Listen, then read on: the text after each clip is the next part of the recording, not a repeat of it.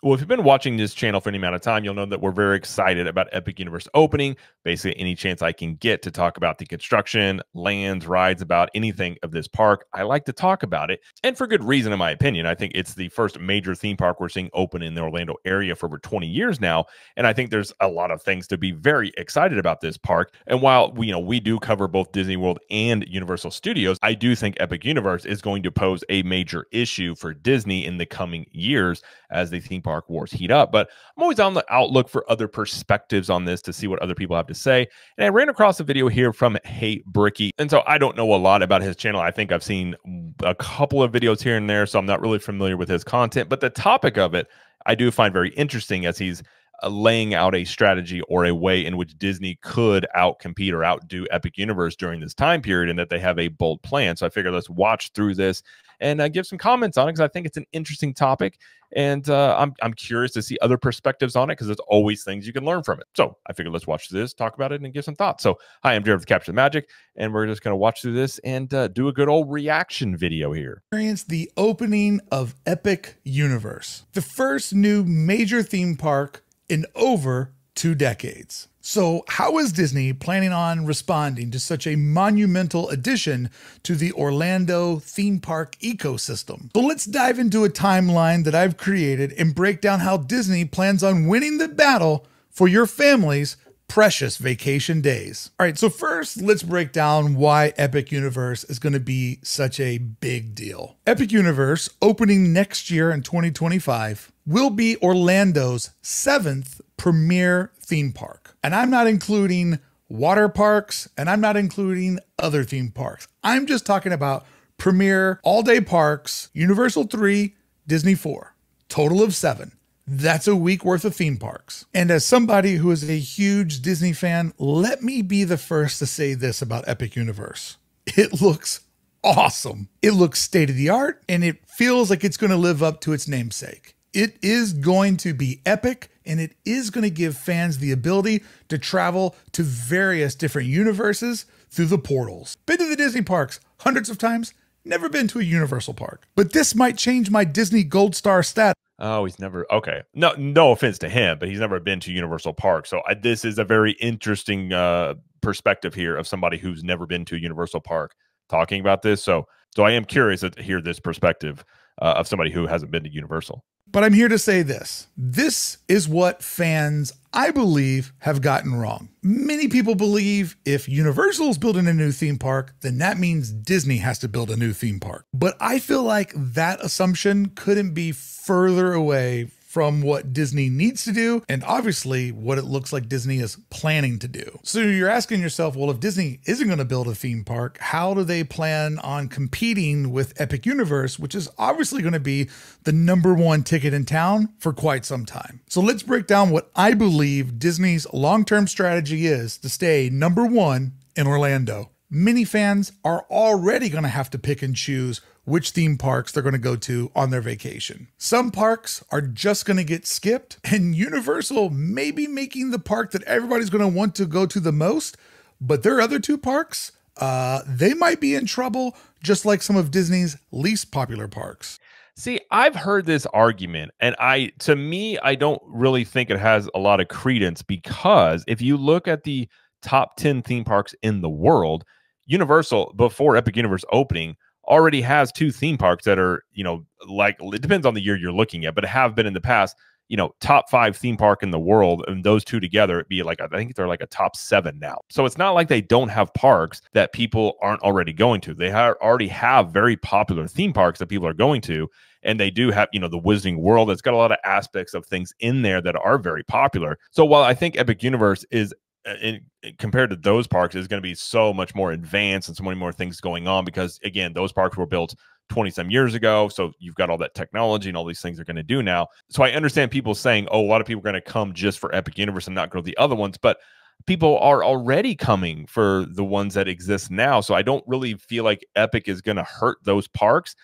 Plus, I can tell you right now, they're going to be adding things into those existing parks. I mean, there's rumors already of Pokemon going into the Simpsons area, and there's rumors of, you got Zelda that would be going into the Lost Continent. So Universal's, I think this is the other thing that maybe, again, people who aren't plugged into the Universal side of things is Epic Universe isn't the ending point. It's the starting off point, in my opinion, really, for them. They are going to, I think they are pedal to the metal. They're going to be adding things to the existing parks. And then I think before people expect, they're going to be adding expansion pads into Epic Universe in very popular lands. There's already rumors about, Super Nintendo World and things that they could be added there. So I don't think, I've heard this argument before, and I just don't think it's one that I just don't buy into it, really, basically. So this is something that I had been predicting for a while, when lots of other folks have been like, oh no, man, Disney's going to build the fifth gate. I've been saying for a while, I don't think that's going to happen. I think instead of creating a new park, Disney will double down on refreshing the parks they already have, creating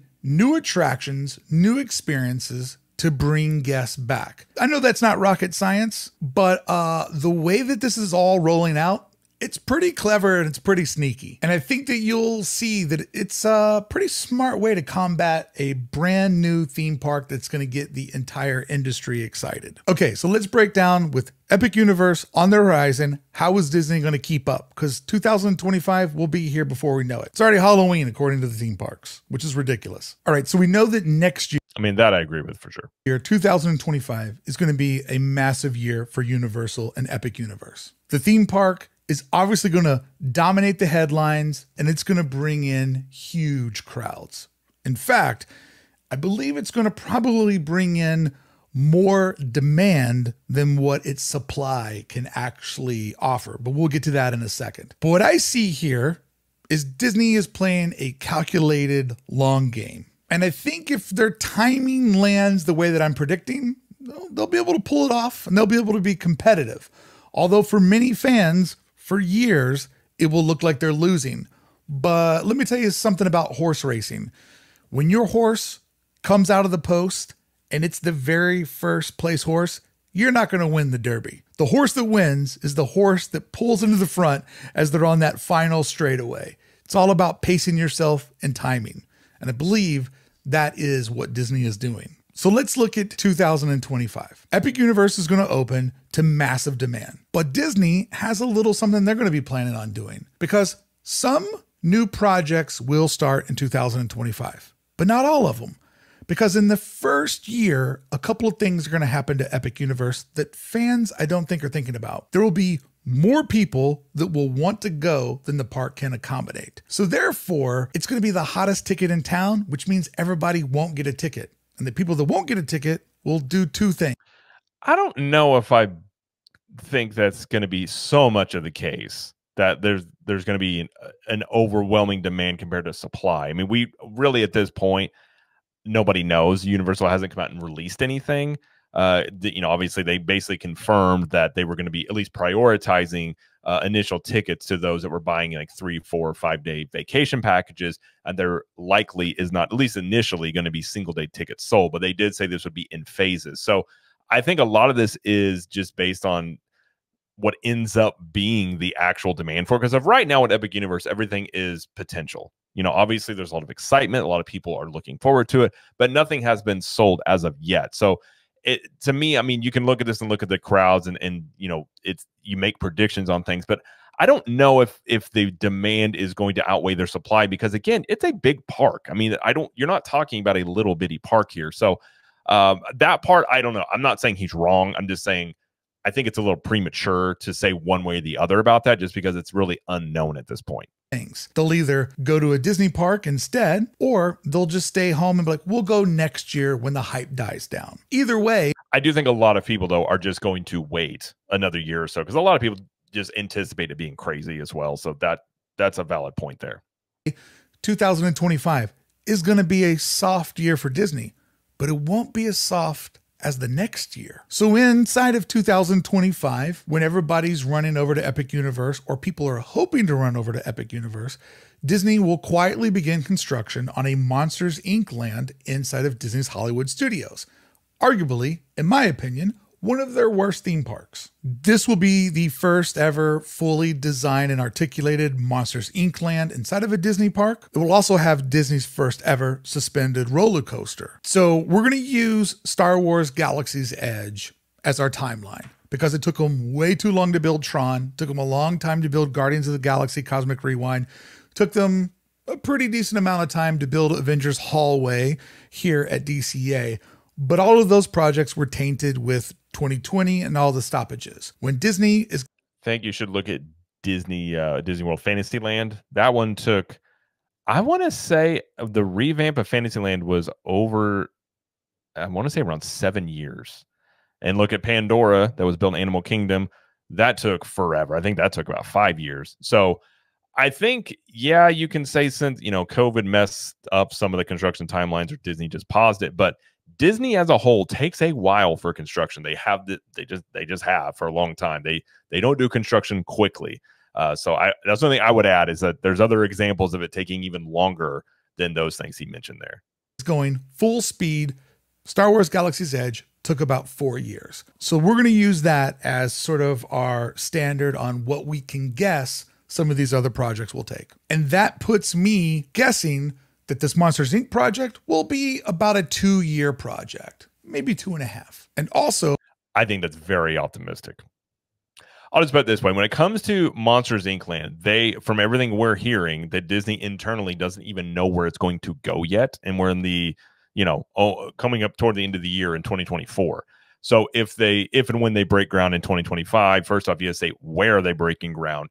If it is going to go in the animation courtyard, which a lot of people are hoping it goes there, because the other rumor is that it would take out the Muppets area, which a lot of people don't want to see that. But if it does go in the animation courtyard, there are a whole bunch of administrative buildings back there behind Launch Bay, Star Wars Launch Bay, that would have to be reconstructed elsewhere, like lunchrooms, just general admin spaces for, employees of the park, basically. So those would have to be, taken down and then built somewhere else before they can even do construction here.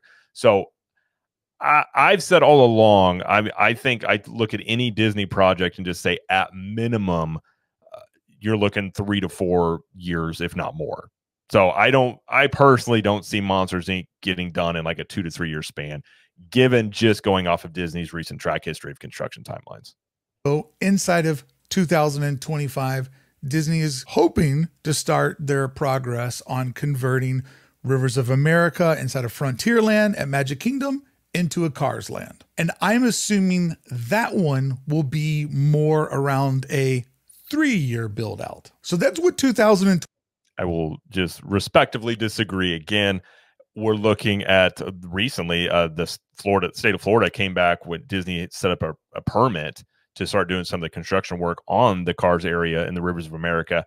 And it wasn't approved. They asked for more information in terms of the wildlife around it, because, again, you're dealing with wetlands and all sorts of things in that area. So Disney has to do some environmental studies on this. So it's not a guarantee that they have this permit in this single interaction. I'm not going to say that this isn't going to happen. They may have to change that permit quite a bit in how they do the construction around here. But we're also talking a major overhaul of taking out all of that area to do this. I just don't see it a 2 to 3 year thing. I just don't. I see that Cars area being a 4 to 5 year thing at minimum to me. Again, if Disney if they really do feel the pressure from Epic Universe, they could make these timelines go quicker. But they just have historically spaced out all the construction costs over as many quarters as they can. So that's what I'm just looking off of here. And just given the permit issues with Frontierland there, or with the cars going into Frontierland there, I just think the timeline he's saying here is very quick compared to what I think it is going to be. 25 is looking at. You've got the new park with high demand. Everybody can't get there. So some of those people will go to other theme parks, and we're going to see major projects starting at Hollywood Studios and over at Magic Kingdom. Let's go to 2026. Now, this is the year where Disney is going to fully fill Epic Universe, because in 2026, they will have ironed out all the kinks. The sort of demand thing will have settled in, and all the people that go, we'll wait for the hype to die off, will finally show up. In 2026, Epic Universe will just be crushing. And conveniently, Disney will find themselves in the middle of some of their projects. So in the year where I believe Epic Universe will probably hurt Disney the most, 3 of their parks will be inside of transitional stages. Because also in 2026, I believe that's when Disney is going to start making the Tropical Americas show up at Animal Kingdom, featuring Encanto, Indiana Jones, a whole new reimagining of Dino Land. I have a video about it. You can check it out. And I believe, once again, this is probably looking at around a 2-year transition. One of these is just a... Again, I'll just disagree in the timeline there. I think you're 3-4 year easy on that personally. A overlay update converting Dinosaur over to Indiana Jones. And then, yes, the Encanto, that's going to be a bit of a build out. But Disney knows what the stakes are. And when they put their might behind their construction, they can make things move faster than they have in these last couple of years when they've just been doing the slow roll and catching up from the lost year. So now we come to 2027. At this point, this is where it gets interesting. Epic Universe will have been open for 2 years. All the early adapters have been there several times. Families that wanted to go came in 2026. Around 2027, the demand will fall off a little bit, or people that are going to Orlando will have already been there, making 2027 the perfect moment for the Monsters, Inc. land to open up over at Hollywood Studios. Me personally, I just don't see the Monsters, Inc. thing opening up in 2027. And I on some level too, you're talking about the demand for Epic Universe. If you look at the Wizarding World when that came into Universal Studios, I mean, they saw a 35%, 40% increase in their attendance, and they maintained it. So I think this idea that just like people coming in for Epic Universe and they go to it once and they just say, oh, okay, we're done now, and then go back to Disney or something else. I don't necessarily know if that's the case here, because again, if you just look at least on Universal's side, they've been able over the years, after adding attractions like Wizarding World stuff that people really have enjoyed, they've maintained that audience and grown their audience from it. So if you're talking 2027, you're going to see a wane in demand, like maybe, but I don't know if it's going to be much, if I'm being quite honest, because again, a lot of people, you have a brand new theme park like that, I think a lot of people want to go to it, and they're not all going to be able to go within, 1 to 2 year periods. This will take one of the weaker Disney theme parks, put it back in the spotlight. So if families do come to Orlando and they do want to go to Epic Universe, they're still going to probably add on a day to go experience Disney's first ever suspended roller coaster and see this brand new land. And that's all timed with right around when the over demand of Epic Universe is starting to release. And this... Now, I think the thing I will just add here, and again, he had said earlier, and again, I don't know anything about his channel or him, but he had said earlier in the video that he has never gone to Universal Studios. Now, one thing I can say with certainty for people I have talked to is that Universal, again, is not stopping with Epic Universe. I think during this same timeline, maybe by 2027, Universal has new things in their existing parks as well, like the studio side and the Islands of Adventure side. So I think in that time period, maybe even, who knows, Universal does construction very quickly. We've seen that with Epic Universe. We've seen that in the past with rides that they've built, that they tend to move very quickly. They could very well get a new land open even at the same time, or even maybe before this Monsters, Inc. land is even done. So that is a potential thing that is out there. I'm pretty sure he's just going to be looking at this at Disney versus Epic Universe, and then assuming, or just going off the premise that Universal is just basically done after they do Epic Universe. That's not going to be the case. I think that does change the equation here on how, looking at all this stuff. Is where I think you'll start to see the pattern that I'm predicting for Disney. Because in 2028, when Epic Universe celebrates its 3rd anniversary, once again, Disney will have another rollout to offer. Because if that's around the time that the Tropical Americas open up at Animal Kingdom, you have demand for Epic Universe cooling off a little bit, but now you have 2 Disney theme parks, 2 of the weaker theme parks, if I'm being honest, that now have significant updates. So if you go out there for 5 days, you're like, well, look, we always do Magic Kingdom because that's the classic. We should do Animal Kingdom, we should do Hollywood Studios, and we'll also do a day at Epic Universe. So in this scenario, the big loser is Epcot and Universal's other 2 theme parks.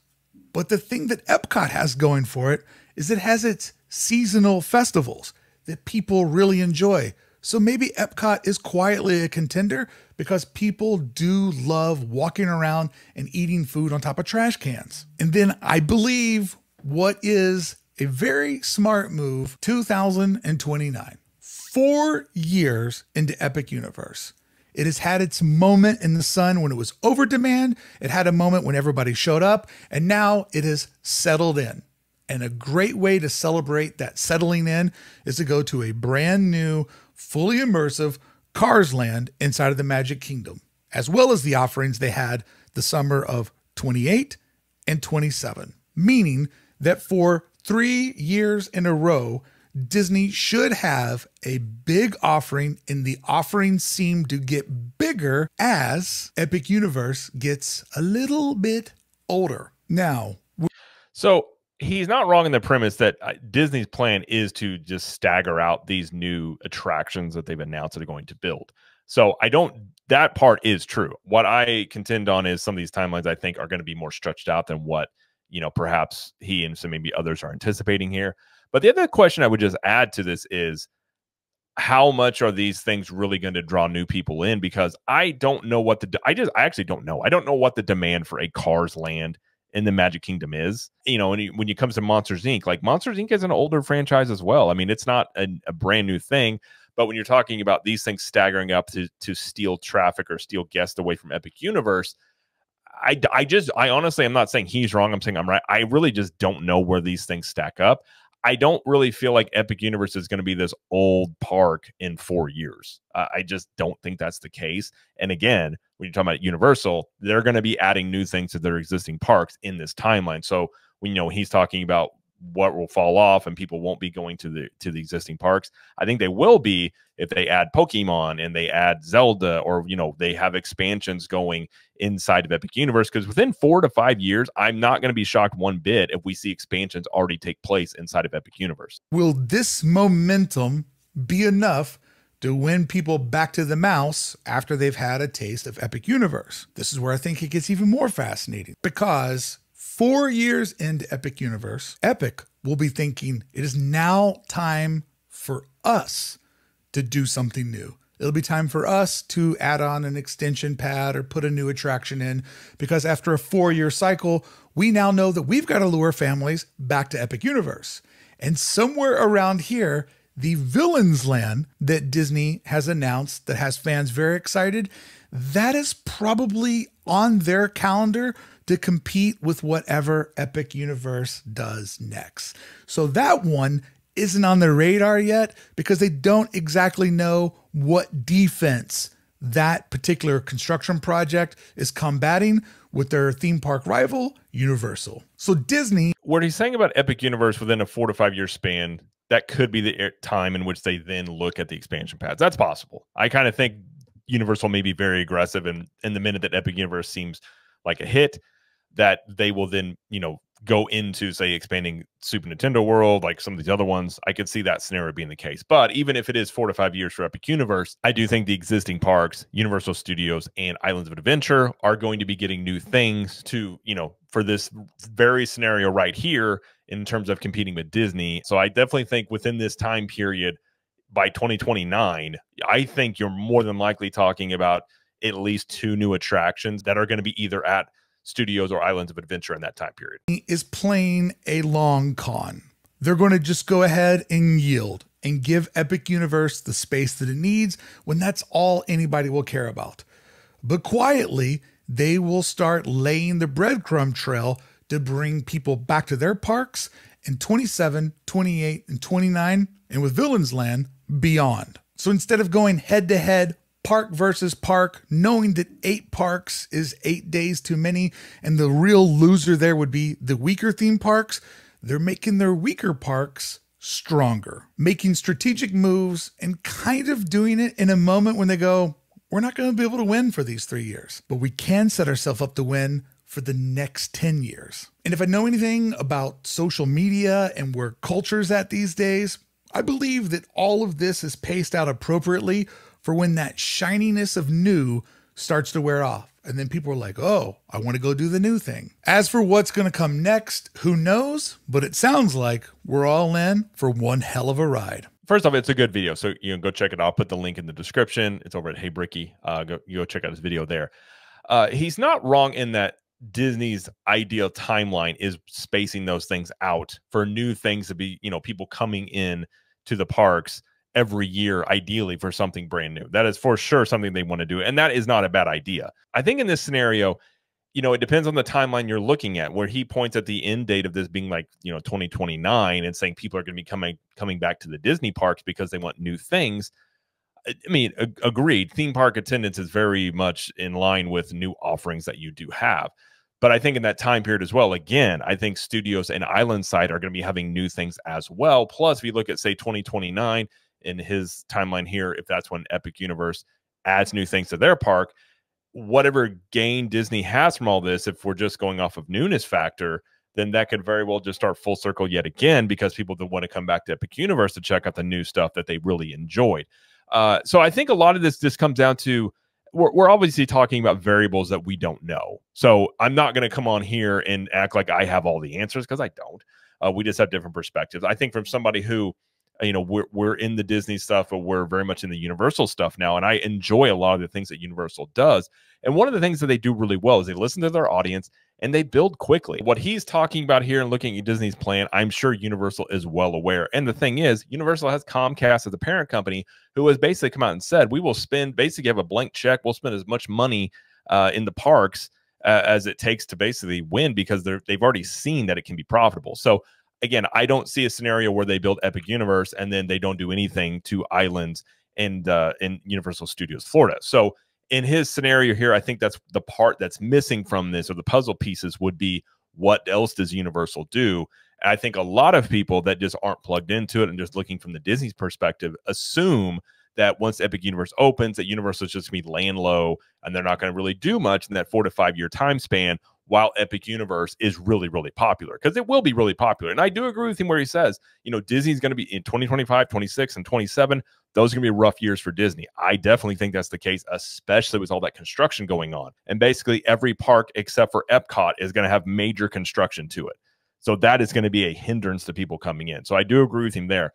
Where I disagree, or I would just say I maybe a wait and see approach, is I just don't see the Disney timelines being that quick for construction. Look at Epcot recently. Look at, you know, again, Fantasyland back when they did that. Like, they're not known for going fast on construction, especially on, you're talking multiple parks. That's a lot of construction money all at once. Maybe they do put the money in and they speed up those construction timelines because they feel the pressure from Epic Universe, because trust me, they're doing all this in their parks because they feel that direct pressure from Epic Universe. So this is one reason why they're doing it.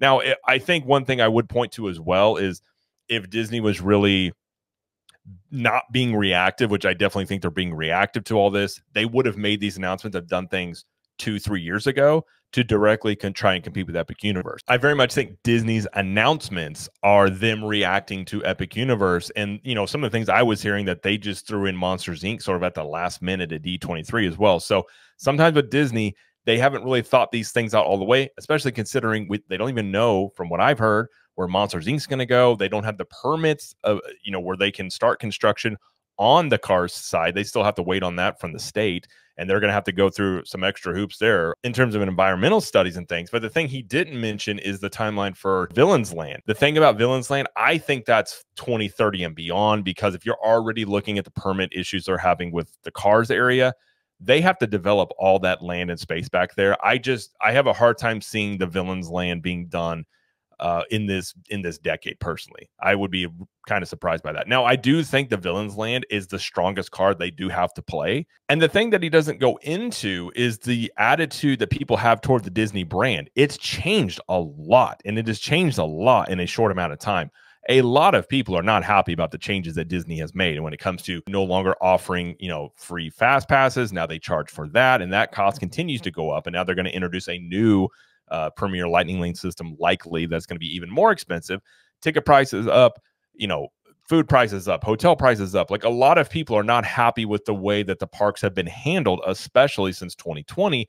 So you have a lot of segment of people that don't have the best viewpoint of Disney right now. They don't look at it as like they used to.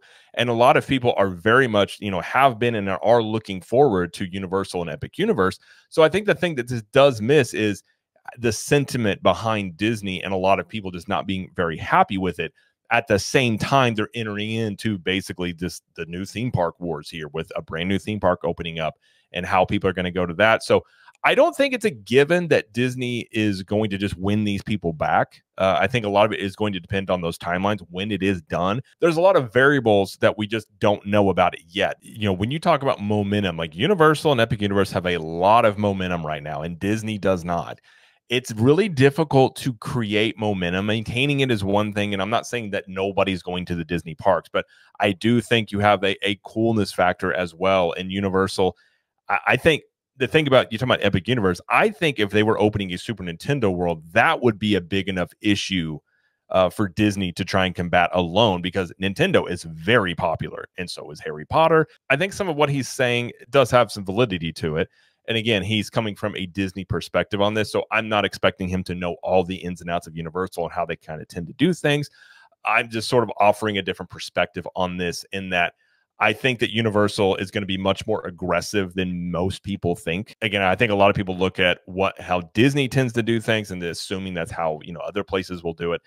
Universal, I think, sees a really good opportunity right now, and they see the momentum, and they're just going to go as hard as they can, which means more attractions, more things, and not slowing down. But I guess my biggest takeaway from this would be, I think it's underestimating Universal as a whole and like what they're going to do post Epic Universe opening. Is I just don't think that they're just going to take their foot off the pedal. I think they're going to keep going, and they're going to be very aggressive. And I think if they do have a Pokemon and they do have a Zelda and maybe some other thing they end up adding into the parks, that these things could easily change all these variables here. Because again, if you have a lot of Nintendo presence, that is going to be a major draw for a long time for people. I mean, look at the Wizarding Worlds. It's not like people went there once and then they kind of dropped off in popularity. Those things have stayed popular. But either way, you know, it was a really good video. I enjoyed the perspective. You know, I have some things I would add about Universal, but we're going to see how all this shakes out in the theme park wars. Either way, I'm excited for all of it. I want new stuff. I want both parks being strong and competing for the consumer dollar. I think that's the best scenario for people that enjoy going to theme parks. So I enjoy talking about this, and obviously we'll have to wait and see how all this shakes out in the future. But that is going to be it, though, for this video. If you like this video, please like it and subscribe to the channel as we do lots of coverage here of Epic Universe, Universal Studios, Disney World, and pop culture. And let us know in the comments what you think about all this. And until next time, we will see you in the parks.